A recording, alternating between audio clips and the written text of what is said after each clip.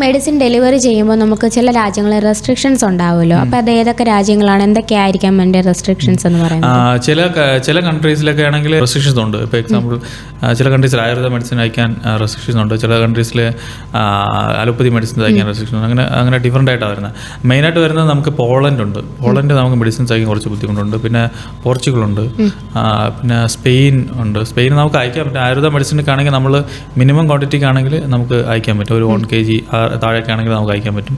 പിന്നെ നമുക്ക് ചൈനയിൽ കുറച്ച് റെസ്ട്രിക്ഷൻസ് ഉണ്ട്. പക്ഷേ നമുക്ക് ഹോങ്കോങ്ങിൽ നമുക്ക് ഡെലിവറി ചെയ്യാൻ പറ്റും. ബാക്കിയുള്ള ഏരിയയിൽ നമുക്ക് റെസ്ട്രിക്ഷൻസ് ഉണ്ട്. ഇതൊക്കെയാണ്. പിന്നെ നമുക്ക് സൗദിയിൽ നമുക്ക് റെസ്ട്രിക്ഷൻ ഉണ്ട്. പിന്നെ നമുക്ക് കുവൈറ്റിൽ അയക്കാൻ പറ്റും. കുവൈറ്റിലാണെങ്കിൽ നമുക്ക് മിനിമം ക്വാണ്ടിറ്റി ഇപ്പോൾ 1 kg താഴെയാണെങ്കിൽ 1 kg മാക്സിമം ഒരു 1 kg വരാണെങ്കിൽ നമുക്ക് ഡെലിവറി ആകും. ബാക്കിയുള്ളതാണെങ്കിൽ ഡെലിവറി ആകാൻ ബുദ്ധിമുട്ടുണ്ട്. ഇതൊക്കെയാണ് മെയിനായിട്ട് വരുന്ന കൺട്രീസ്, ഇഷ്യൂസ് ഉള്ള കൺട്രീസ്.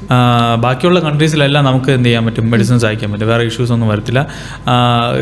പിന്നെ നമുക്ക് ചില കൺട്രീസിൽ നമുക്ക് കസ്റ്റംസിൻ്റെ ക്ലിയറൻസിൻ്റെ സപ്പോർട്ട് വേണ്ടി വരും.